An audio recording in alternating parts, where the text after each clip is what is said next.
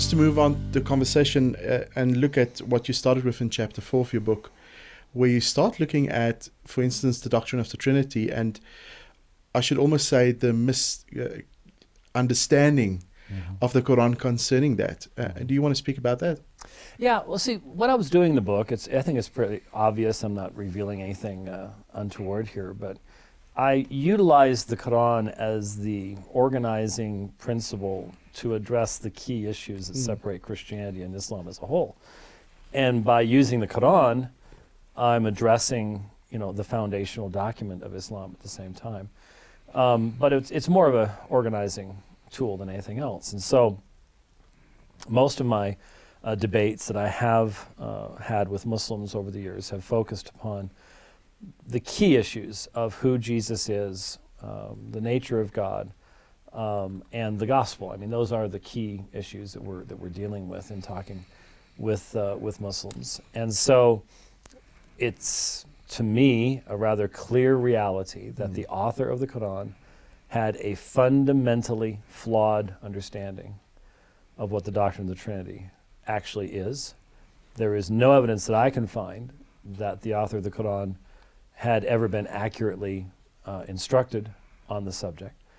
And hence, the refutation of the doctrine of the Trinity that is plainly being attempted in the text of the Quran, primarily in surahs 3, 4, and 5. That's really the focus. There's a couple other places, but surahs 3, 4, and 5 are the epicenter of the apologetic of the Quran against the three, and it never uses the term Trinity.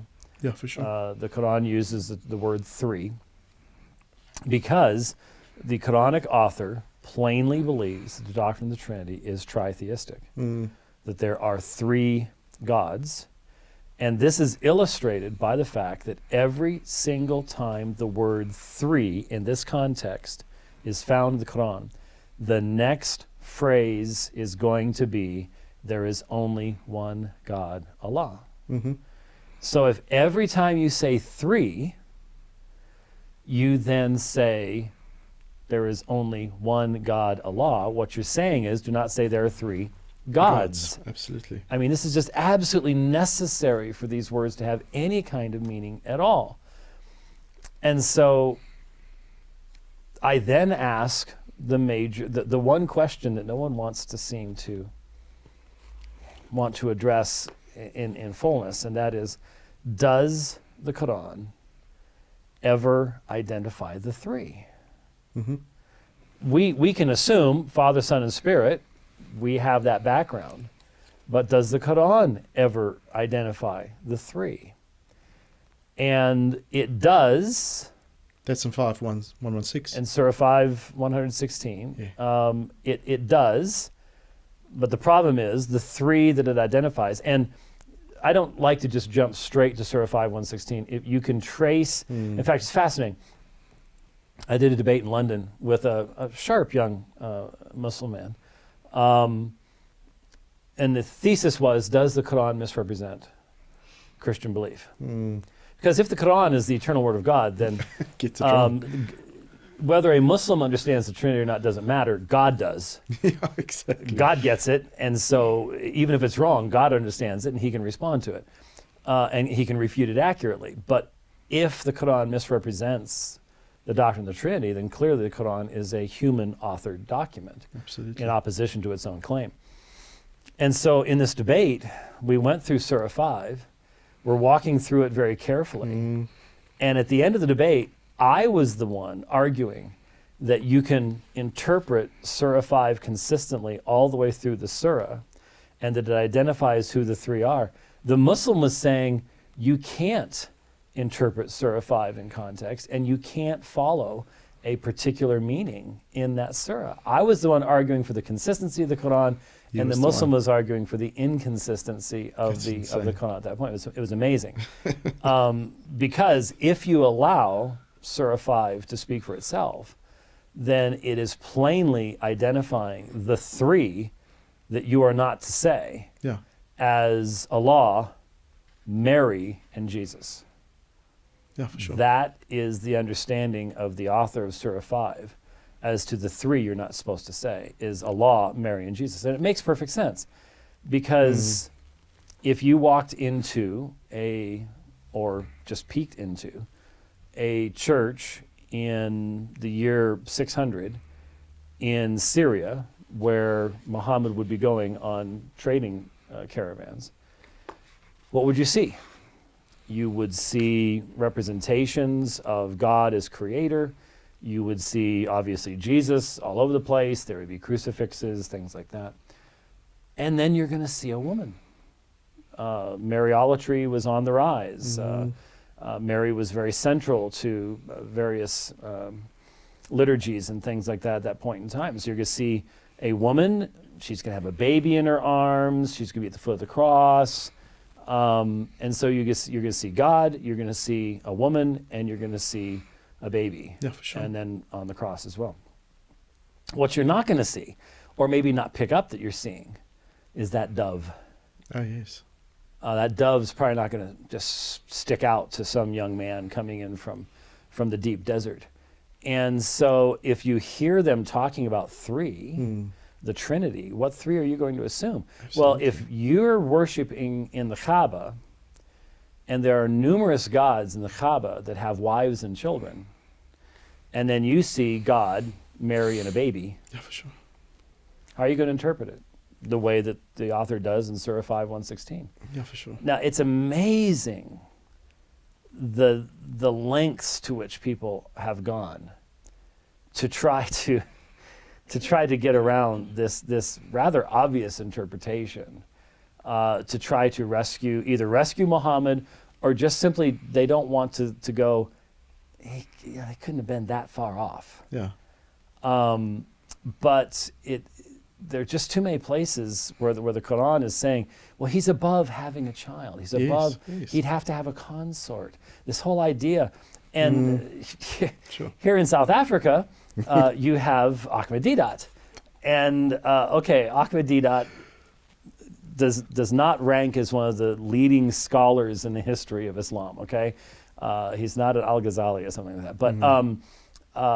But he was straightforward in reading the text of the Quran and saying, hey, you people are tritheists, and how many times in his presentations there's a sexual aspect to what you people are saying. Said it over and over again. A lot of Muslims in America want to try to stay away from that as much as possible, but not so much down here. I mean, absolutely. You still get you might hear it again this weekend. I definitely might.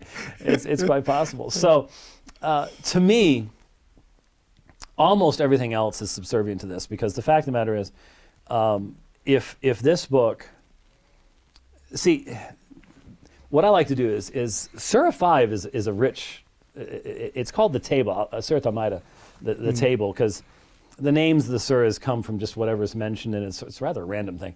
But Surah 5 not only contains that discussion, but it also contains, to me, one of the most important texts in the Quran. And that is the argument that is found in basically starting around Surah 5:44. And so here's the study Quran, beginning in, I believe, verse 44. I say I believe because they print the numbers so small anymore that I'm not really sure. It's the joy of getting older, you know. I may have to borrow your reading glasses out there. Truly we sent down the Torah, wherein is a guidance and a light, by which the prophets who submitted unto God judge those who are Jews, as did the sages and the rabbis, in accordance with such of God's book as they were bidden to preserve, and to which they were witnesses. So fear not mankind, but fear me, and sell not my signs for a paltry price. Whoever judges not by what God has sent down, it is they who are the disbelievers. And therein we prescribe for them a life for a life, an eye for an eye, a nose for a nose, an ear for an ear, a tooth for a tooth, and for wounds retribution. But whosoever forgoes it out of charity, it shall be an expiation for him. Whoever judges not by that which God has sent down, it is they who are the wrongdoers. So, some people will say, well, there's a quotation from the Old Lex Testament, Talionis. it's the Lex Talionis. Yeah. That's a quotation. The funny thing is, I often ask my audiences, how many of you know exactly where that's found in the Old Testament? And almost nobody ever knows, because we've all heard it orally. Yeah. And I think that's how he heard it as well. It was oral Absolutely. transmission. And the lex talionis had been brought over into Islamic law. And so here's the assertion: the Torah was sent down, was given to Moses by God. So there's the first step in the chain.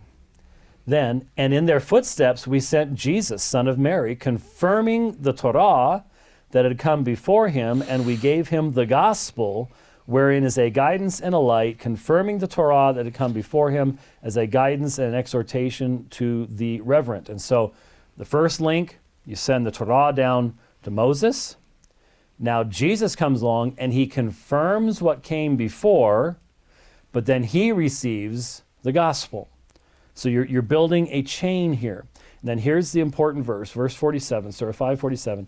Let the people of the gospel judge by what God has sent down therein. Now, I am not a Hebrew, I'm not an Arabic expert, but I had a native-speaking Christian pastor from Syria as a tutor for a number of years.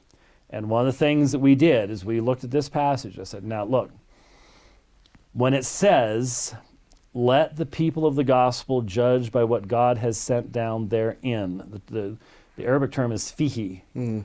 What does that refer to? Yeah, for sure. And it refers to the gospel. We are to judge by what is found in the gospel. Now this is very, very important, because then it repeats, whosoever judges not by that which God has sent down, it is they who are iniquitous. And we have sent down unto thee, Muhammad, the book and truth, confirming the book that came before it. So this is a chain. And so you've got Torah, Moses, then you've got gospel, Jesus, confirmation, and now Quran, Muhammad, confirmation. Yes, well, so what you're saying is, just for the audience to understand, the Quran is calling upon the Christian scriptures, the gospel, to stand in judgment of what is written in the Quran. I would, when it says, let them judge what? Exactly. I try to be very, very careful at this point, because I think this is one of the most important sections. I do not want to overstate what it's actually stating. And what's interesting is I've gotten minimally 4 different interpretations from leading Islamic apologists as to what Surah 5 is all about. So they don't have a consistent response to this either, to be perfectly honest with you. Okay. So I try to be very, very careful. I think that the fairest reading is that the Jews are supposed to judge themselves by what they have in the Torah, the Christians by what they have in the gospel, and now the Quran is being sent down, and I just don't think that as yet it has been exalted to the status of it's going to be the worldwide judgment of everybody, blah, blah, blah, blah, blah.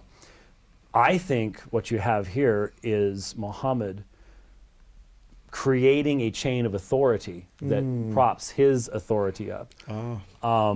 And we tend to be dealing with people that are looking anachronistically back at it, where the supremacy of Muhammad has already been developed.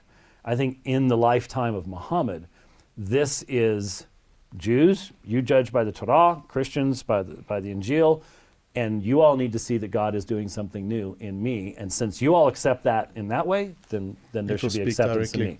That, I think, is the fairest reading of the text. But what it means, no matter how you slice it, parse it, stand on your head and spin in circles, is these words would have no meaning in the days of Muhammad if the Injil, the gospel, still did not exist. Yeah, for sure. If it had been lost, if it had been corrupted, if it was no longer available to mankind, these words make... How can the people of the gospel judge by what's contained therein if they don't have it anymore? Yeah, for sure. Very good. So it's very plain to me that the author of the Quran believes that God, it says right there, sent down the Torah, light and guidance, sent down by God. Gospel, light and guidance, sent down by God. And they still exist. He's simply saying there's something new. Yeah, for sure. And it's only in later generations that you get this idea that this something new means that what came before has actually been corrupted, it's no longer viable, it's no longer useful. That was not, at least at this point, the concern in the development of Muhammad's theology, what he's really trying to present.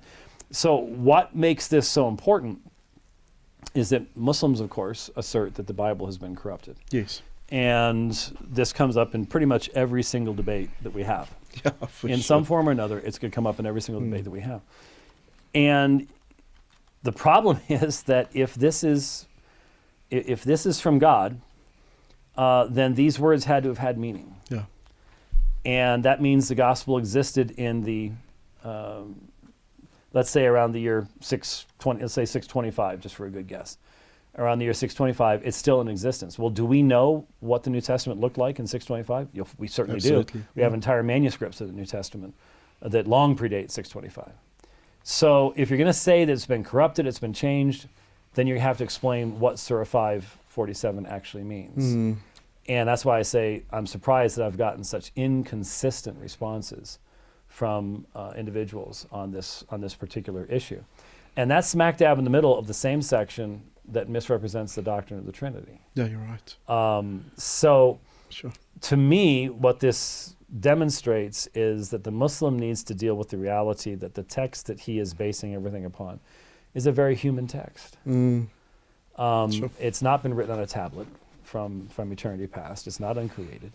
And getting a Muslim to even be willing to critically analyze for a moment the possibility that the Qur'an might not be what they've been taught is actually very important in the proclamation of the gospel. Absolutely. Because unless you make that step, then you're never going to be able to hear the cross, the resurrection, the centrality of the things, because the Qur'an says it never happened. Yeah, the for Qur'an sure. says, well, in 40 Arabic words, says there was no crucifixion. So Yes, and that we'll look at. there you go. Yeah, the interesting thing, though, Doc, maybe to keep that in your thought, is also that we see quite a change in the theory of corruption. You've mentioned also that there was a difference between Tarif al-Munana Yes. and then between Tarif al-Nas, which changed completely. So there's almost, in the beginning, an obscuring of the passages where now the actual text have changed. Sorry, after your point you want to make, do you want Right. to address that as well? Yeah. Today, 99.5% of the Muslims to whom you're going to speak believe that the actual words of the Christian scriptures have been fundamentally altered, that this is a corruption of the actual text itself. Whereas I think the author of the Qur'an would have really struggled with that idea, because he says the Torah and the Injil have been sent down, the Qur'an has been sent down. If what's been sent down by God can be fundamentally altered by man, then why can't the Qur'an be altered in that same way? Absolutely. And so down through Islamic history, there were two streams.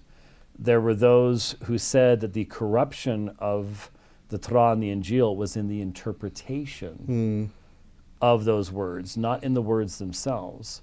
And then there was another stream that did assert the actual fundamental changing of the words of the Old and New Testaments, is what we would call them.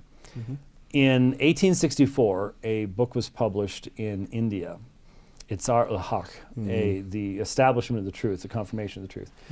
And that book, especially here in South Africa, has been hugely influential here in South Africa, primarily because, again, of Ahmadiyya. That was the book that turned him into a Islamic apologist, da'i, and as a result, the vast majority of Muslims today, because of that book, and because the book that it presented the idea of the corruption of the scriptures, the Christian scriptures, one of those two streams has pretty much been turned off, and the other has become the predominant understanding amongst Muslims from an Indian written book in 1864. Had that level of impact, and so you're always dealing you're always going to be dealing with a Muslim who has a fundamental distrust of the textual history of the Bible, whereas they have a fundamentally implicit acceptance of the accuracy of the text of the Qur'an. Yes. In contrast to that. Yeah, excellent. And while we're on the topic of corruption, the other great corrupter of the text is obviously Bulus or Paul. And what we find is very early on in Al-Qurtubi, he in actual fact says that Paul spread the true message, but now the overwhelming evidence or pointing is that Paul preached something very different into what Jesus presented. Oh yeah, that.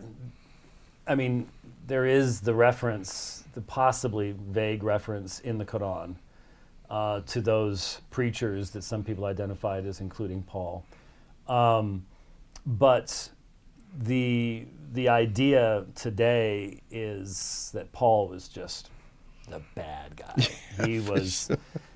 There is a deeply anti-Pauline rhetoric amongst Muslims. Some have taken the time to read a lot of anti-Pauline literature, and there is a lot of anti-Pauline literature out there. Sadly, they don't seem to have taken the time to read any of the positive Pauline literature. But yeah, Paul is the big bad guy. He's the one that's Jesus just simply tells people to be Muslims, and Paul comes along and changes everything and turns Christianity into something different. It is strange that the Quran actually says that the true followers of Jesus would predominate over anyone else. Oh, absolutely, and yet yes. If you turn into the anti-Pauline perspective, then that section of the Quran doesn't make any sense. No, that's sort of 355, isn't it? Yeah, 355. Yes, that's what it says. When he said, "O Jesus, I shall take thee and raise thee unto me and purify thee of those who disbelieved, and place those who followed thee above those who disbelieved until the day of resurrection." Well, the day of resurrection is yet future, according to for this. sure. So you would think. I think I've heard some people try to interpret that as a future Fulfillment. fulfillment, and the idea being that true followers will become Muslims. Yeah, for sure. In that text. But anyway, yeah, there's a strong anti-Pauline polemic that is out there today, and there are a couple really good books. Paul, Apostle, The Heart Set Free by F.F. Bruce, and some others that I would recommend that Christians read, just to be aware. I mean, that's not a particularly polemic book, but just be aware that within what is broadly called Christian scholarship today, it's just a massive amount of nasty material against Paul. And you would consider David Wenham's Did Paul Get Jesus Right? I haven't read that one. That is a pretty solid resource where he shows that Paul didn't get Jesus right. Yeah, that is a very good book. Didn't get Jesus wrong. Yeah, absolutely. Okay, I thought you were saying right. You have to enunciate just a little bit better. I think the first title of his book was exactly that. Did Paul get Jesus right? And then the second book is more a scholarly book where he says where he speaks more on Paul in actual fact preaches exactly what Jesus said. Well, I think that's a highly defensible position. Absolutely. But unfortunately, it's not something most of us spend much time thinking about, because we're not dealing with people that would be questioning Paul's authority. Yeah. Though, I'll take that back. In the social context which we find ourselves today, there actually is more of that. Yeah, for sure. Far more than we would like to see. Yeah, for sure.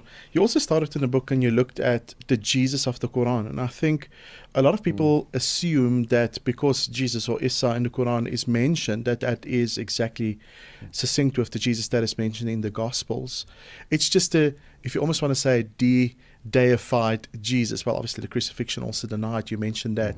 But what is the Muslim perspective on Isa or Jesus in the Quran? Yeah, I have to agree with a very liberal Muslim scholar, who I believe I cited in the book, who made the argument that Jesus of the Quran is not a person. Oh, yes. He's an argument. He's not a person, he's an argument. Yes. The Jesus of there's less than 100 direct references to Jesus. His name only occurs a certain number of times. But only once, for example, does Jesus speak from an identifiable historical location in the Quran. Sure. And that identifiable location is his cradle, which is one of those two Gnostic references to the Arabic infancy gospel. And when in the actual Arabic infancy gospel, he identifies himself as the Son of God, not merely as a prophet. So I found that interesting. But the point is, Jesus just floats around and says stuff in the Quran. And there's not even an attempt to place any of this stuff in history. It's fascinating to me that Muslim apologists will question the accuracy of the Synoptic Gospels and question that the Gospel of Mark could quote Jesus correctly if it's written, 30 years after his death. Yeah. But they believe implicitly that words that have zero historical evidence outside the Quran, that no one had ever heard of before, are directly the citations of Jesus. The inconsistency and incoherence is amazing. But I would simply say, Muslims like to say that Islam is the second largest religion in the world that teaches you to love Jesus. Yeah. You heard that one. Absolutely. Problem is, if all you have is the Quran, I don't think you could love Jesus. He's not a person. The liberal scholar was right. He's an argument. Yeah, for sure. He's an argument for Muhammad's prophethood. He's an argument for monotheism. He's an argument against Christianity, but he's not a person. No, you can't love arguments, despite what people do on Facebook today. you can't actually fall in love with an argument, and so he is not a person. And that's why it's so vitally important to try to get Muslims to read one of the Gospels. I agree. Is because what they have been given in the Quran is utterly insufficient for them to even find Jesus attractive. Yeah, you're right. There's really nothing attractive about the Islamic Jesus in the Quran. There really isn't.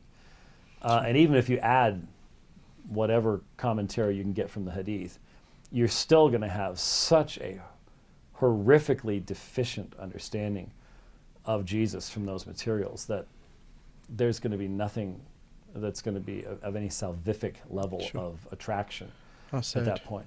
And that's why you have to try to get a. I was in Samara, Russia, not too long ago, driving in a taxi through mountains of snow to where I was teaching, and our taxi driver was a medical student who was a Muslim. And my translator was with me, and my translator has listened to all my debates, and so he knows my stuff inside. He even did the Surah 5 thing, which we just did. Okay. And he asked me through the translator, he asked, my translator told him, he's read all of Bukhari and Muslim. He's like, he had never met a Christian scholar that had read all of Bukhari and Muslim. And he said, well, then how can you not be a Muslim? Now, that's an interesting question to ask. And my response was, because the author of the Quran did not know who Jesus was. Absolutely. And he's like, well, but, and then I sort of stopped him. Again, we're doing this through translation. And I said, have you ever read any of the Gospels? Now, he's a medical student. He's an educated young man. Sure. And he's like, well, no. and I was like, so I've read the Quran multiple times. I've read Bukhari and Muslim. And you know how many volumes that is. Oh, yes. And you haven't read one of the Gospels. Don't you think that in this situation you might want to take the time to read one of the Gospels? Just one. It doesn't matter which one to me. Absolutely. So that we could have a meaningful conversation That's about wonderful. this. And he's like, yeah, you're right. Yeah, it's in actual fact quite inviting to approach Muslims when they say to me, we love Jesus more than what you Christians do. I always say to them, well, have you ever read John 14:15, where Jesus said, if you love me, you'll keep my commands? And then I'll say, have you ever read the commands of Jesus? And again, the standard response is, no. I've not endeavored to. I said, not if he's divine, not just his commands. If you could read through just the Gospel of John and you could look at his commands, what does he require? Believe in God, he says in John 14 verse 1, but also believe in me. Can you say that you can adequately express the same belief that is essential for your salvation in both Yahweh, as revealed in the Son and in the Father? And Muslims will be baffled. They would be like, no, we don't. That is incredible. Can I ask you two standard questions quickly, just as a little sidetrack to our conversation that we often hear when it comes to Jesus Christ? And I think you'll answer them adequately. But here's one. Where did Jesus claim deity? Because a lot of times we hear, where did Jesus say, I am God, worship me? Just for the audience, I think they'll love that. Well, the audience, I would hope that the audience will recognize where that comes from. Absolutely. This is the spirit of Ahmed Deedat, who, though dead, continues to speak. And it is... would you agree, because you've done a number of debates as well, I think it's probably the most common, common thing I've heard. And when you hear something that often, it can become difficult to respond to it patiently. Yeah, you're right. Because you've responded to it. You could respond to it in a comatose state. Someone could wander by your hospital bed and say it, and you'd be able to respond right then and there. But it's obviously considered effective, or it wouldn't be repeated so often. Yeah, and so what's being demanded is a specific phrase to appear in Scripture. And it has to be on the lips of Jesus. Yeah, for sure. So I can show you direct statements where Jesus is called God. He's called Thomas calls him our Lord and God. And he's called our God and Savior in Titus 2:13, 2 Peter 1:1. But those aren't Jesus. And so where did Jesus say, I am God? And even when you point to Jesus' acceptance of Thomas's language in John 20:28, his identification of Thomas's words as an act of faith. Even when you go to John 8:15, even if it's seen as a, oh my God. Oh yes, yes. Believe me, that's when you know someone is really desperate when they try to do the John 20:28 isn't actually Thomas calling Jesus God. It's Thomas going, my Lord, my God. Someone is at their last. They're not getting very far right now, especially because just on the grammar of the text, he answered and said to him. Everything that comes after that is directed to Jesus, not some type of just a statement of shock or anything else. It just doesn't work. But even when you go to places like John 8:58, where Jesus says, "Prin Abraham genasai ego me," before Abraham was, I am. But that's not these words. Yeah, exactly. And so I've literally spoken to numerous Muslims that basically said, well, unless these specific words in this order are recorded as being on the lips of Jesus, all the rest of that stuff just simply doesn't matter. Yeah. And, you can turn that around and demand that Muhammad would say, and you can make up anything you want as long as he never said it, that the only way I'm going to believe it is this. But it does demonstrate the fact that there are a lot of people who will defend their faith by merely repeating arguments that in any other point in their life would be considered silly, and they would recognize that it's invalid argumentation. Yeah. I will go to certain texts where Jesus says things that are pure blasphemy for someone who would be a mere creature. But unless it's just those words, then it doesn't fulfill the challenge, and that's why Deedat did it, and that's why Zakir Naik repeats it today, and that's a lot of guys still do. Ayub Karim is going to say the same thing probably. Absolutely. In a matter of hours, and so just be prepared for it, and don't let it sidetrack you. Would it be a good response to say, well, where did Jesus explicitly deny it, and where's the exact words where he said, I am not God, do not worship me? Once you get to that level of conversation, you're probably getting near the end anyways. For sure. Now, you also mentioned earlier on that the crucifixion of Christ is explicitly denied, which is fundamentally based on Surah 4, where there's one verse mentioned where in actual fact it denies the crucifixion. What I find is that, and maybe you can comment on this as well, Muslims themselves even wonder as to what happened to Jesus if he was not crucified. Could you just explain then? Yeah, it's 40 Arabic words. There is no commentary on that material in the hadith sources, so we don't have Muhammad's own commentary on it, which is highly unusual. There are other texts in the Qur'ans, like Surah 1933, that taken in their natural language would refer to Jesus' death. And yet you have 40 Arabic words. The Jews did not crucify him. It was only made to appear to them, and that can even be translated by some translations as he was made to appear to them, which would not be an accurate translation, but they do it because the majority of Muslims outside the Western world hold to the substitution theory, and that is that someone was put in Jesus' place and crucified on the cross. Most would say Judas Iscariot, some say Simon the Cyrene, whatever. Someone was made to look like him and was placed on the cross, and this was a deception. Such a good deception that it deceived not only the Jews but the Christians, as well. Who then began proclaiming the resurrection.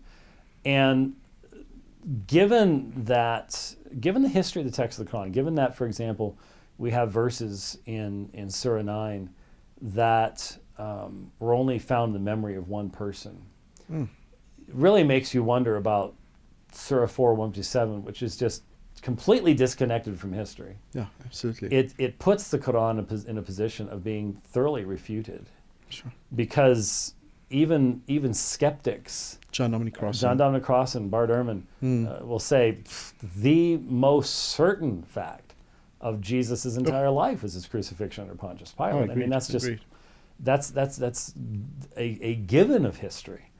And so to put the Quran in such a difficult position really makes you wonder. What is the motivation? Where did that come from? Could it have come after Muhammad? Who knows? But it's there. There's nothing we can do about the fact that it's there. And the Muslim can't do anything about the fact that it's there. And so what do?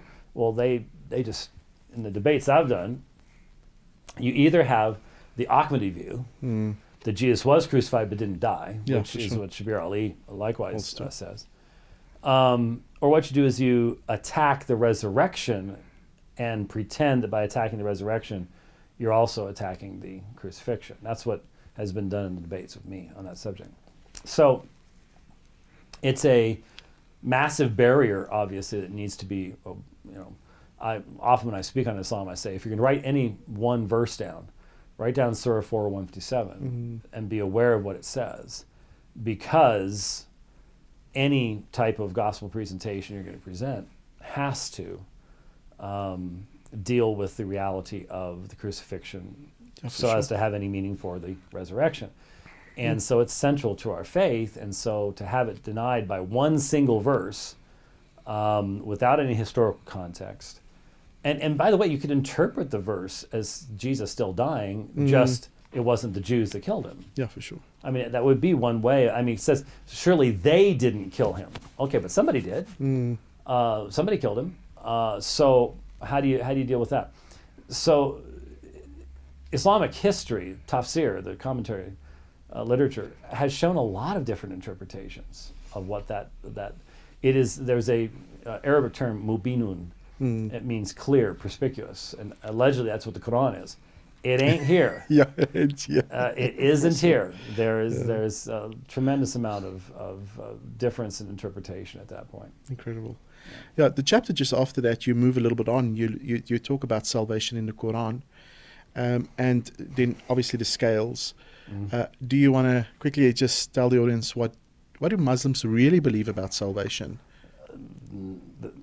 You can't answer that question. It's sort of like for years, going up and witnessing the Mormons. One thing that I've known all during that time, Mormons have no doctrine of justification. There's no sense to even try to talk about it because they don't have a clue. And when you start talking with Muslims on how it is to be saved, once you get into certain people groups, you'll start getting a little bit more consistency. But in general, there is a tremendously wide variety of understandings of exactly what saved means. Yeah, for sure. It's getting into the presence of Allah. And there's a simple reason for this. The Quran gives no consistent guidance. You can interpret numerous verses one way or the other. And the Hadith is just as incoherently contradictory as the Quran is. So there's you can have individuals, and this is a real problem, because you can have individuals who really want to be guaranteed entrance into the presence of God when they die, and they start looking for ways of getting it. And well, one way in the days of Muhammad was something called jihad. Absolutely. If you die in jihad, Sure. you go directly into paradise. So hey, let's try it. Sure.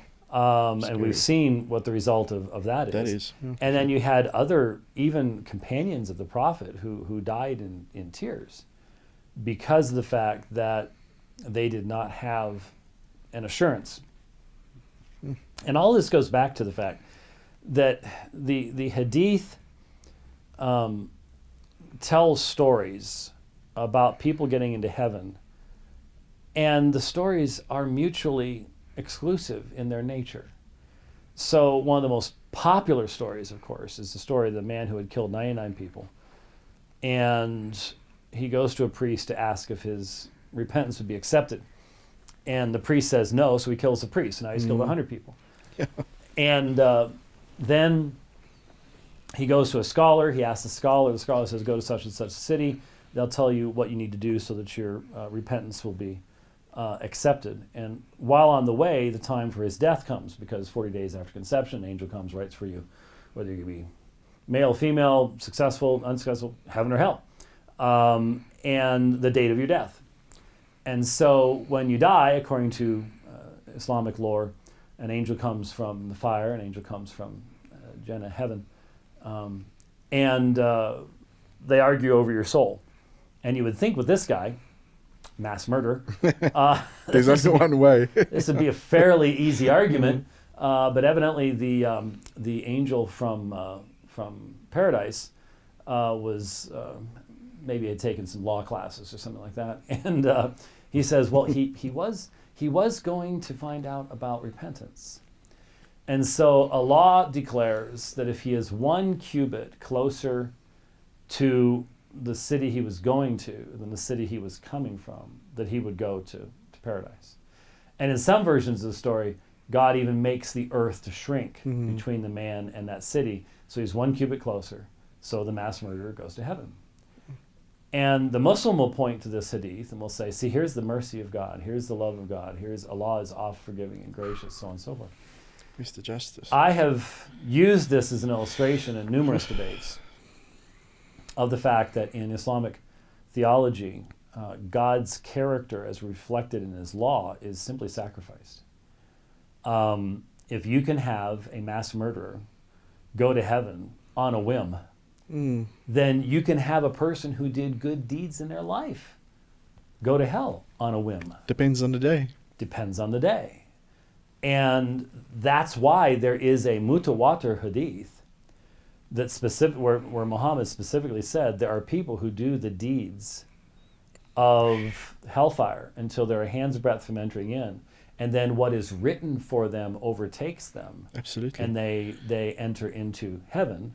And there are people who do the deeds of the people of heaven their whole lives until they're a hand's breadth from entering in. And then what is written for them overtakes them, and they go into hellfire. Yes. The point is, what that angel wrote down for you is going to determine where you go. What you do is irrelevant. So where is there any foundation whatsoever for any kind of assurance about any type of relationship with God or being accepted of him or anything like that at all? And the only thing that the Quran gives is if you die in jihad. Sure. And that's what's caused so many problems today. That is incredible. So there's all sorts of stuff about the Sirat, the bridge, the testing of the final day, the people of hellfire. There's questions about whether all Muslims go to hell for a period of time. The problem is Christians in some passages in the Hadith, you even find that some of the sins of the Muslims are put on the Christians and those Jews. are in Sahih Muslim. Yes. And they are singular readings. In other words, there's only one narrator. And so some Muslims will dismiss those. Really? Vast majority, others will not. So yes, they are there. There are hadith that specifically say that on the day of judgment, you'll have Muslims that have all these sins, Sure. and so God just takes them because they said the Shahada, and he places their sins upon Jews and Christians in their place. Sure. That is there, but just so that we are being fully transparent, there are Muslims that would question the Sahih status of those particular narrations. So the point is, it's just all because the Quran and the Hadith are not consistent in what they teach on this subject. There can be real concern and real confusion as to what one's relationship to God actually is. Yeah, that makes it, I just need to say, another avenue for us to speak to Muslims in honesty and also to present the gospel to them, which I think you did brilliantly at the Abu Bakr Siddiq Mosque with Dr. Shabir Ali in your closing statement. When you look at Muslims as a whole, I need to touch upon this because there's this general understanding created that when you deal with Muslims, their basic temperament is always hostility towards the gospel. And I'll have to be honest, it is not something I find generally in South Africa, and even with yourself, the places we've gone in, the people we have spoken with, there's almost from their side, there's a fatalism where whatever Allah has decreed, that is His will and that is it. But from our perspective, the reason we preach the gospel is because we believe that God can still change the hearts and minds of men. And if you can say something while we speak on salvation, from a Christian perspective, some people go buy their groceries, some people do business with Muslims.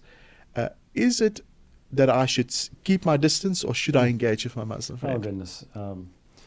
No, when, especially in our secularizing world where we have to bend over backwards to get people to talk to us about the gospel at all, here you have an entire group of people that are generally open to having gospel discussions and religious discussions, and many of them want to share what they believe with you, and all it takes is a little bit of showing of respect, a little bit of kindness, a little bit of compassion, and you can end up having a wonderful conversation and starting something that may well lead to something of eternal consequence. So at the same time, most of those good conversations are not conversations that only extend over 5 minutes. They might require the investment of some time in getting to know someone and things like that over time. But oh goodness, what they need most are caring Christians that are willing to reach out and to love and to be good witnesses of what Christ has done in their life. Oh, that is incredible, and it's a wonderful opportunity. I think people think that they need to be astute in apologetics before they can reach out. Right. And what I found is that just to take time and just to have a meal, and this is something I've learned from you, is even before you do a debate, is you would go out for a meal. Oh, we try to. You would try to, yes, and just really try to establish a common humanity. And you've been criticized about that. Let me just say this. And I just want to just bring perspective to that, because a lot of people think that the only way to speak to Muslims is to belittle or even to come, we've just mentioned earlier on in an outside conversation before we started the recording, where the polemic against Muslims are geared to offend. And it is something I've not seen from you or John Gilchrist. And it's not that you do not disagree. I've seen you disagree exceptionally well and with the strongest intent against Muslims. But a lot of people would accuse you of being a bit too soft. And that is just simply not true. I've never seen you being soft on the truth. And I don't want you to speak to those people because obviously it's negative airtime for them. But can I ask, is there a time to do it in a way where you offend rather than to impart? I think there can be some situations where you have to choose who you're going to seek to try to snatch out of the fire. Yeah, you're right. So if there's someone who is leading others astray through their misrepresentations, something like that, and you've got a middle group, and they're listening to both sides, and let's say they're Muslims, but this Muslim is railing against the gospel and misrepresenting so on and so forth, and I can sense that there's a willingness to hear upon the middle group. You know, in a situation like that, I may open the Bombay doors and let somebody have it for the sake of the other people. I have to make that kind of a call. I have to make that kind of a decision. I'm still not you're never going to find me utilizing profanity or utilizing the nasty types of arguments that some people do. They're just meant to offend somebody right out of their socks. But I do have a way of dropping original language terms and a few other things in the process if I need to go into a level of arguments that most of my opponents aren't able to respond to. And but again, that's not your normative situation. Yeah, you're right. You have to have the freedom to make that call if it's needed. There are times when you have to speak very firmly and very clearly, but I can't see how the gospel is ever in any way helped, proclaimed, glorified, beautified by my just letting go with my flesh. Yeah, you're right. And going toe to toe with someone who's offended me or insulted me or whatever else it might be. So there are a lot of people who think that you're doing God's work when you see the fact that you're offending people, and the gospel does offend. There's no question about that. Absolutely. But make sure it's the gospel that's doing the offending and not you. Yeah, very good point. Yeah, it's important. Dr. White, I want to thank you for your time and your friendship, and also for being here and instructing us. I just really enjoyed this, but I know this is the first of many. And hopefully next time we can do a few of your other books as well. Okay. Maybe you've written a few when you come back. We never know. Who knows? Yeah, but it's wonderful to have you in South Africa, and it's wonderful to have you here today. Thank you very much.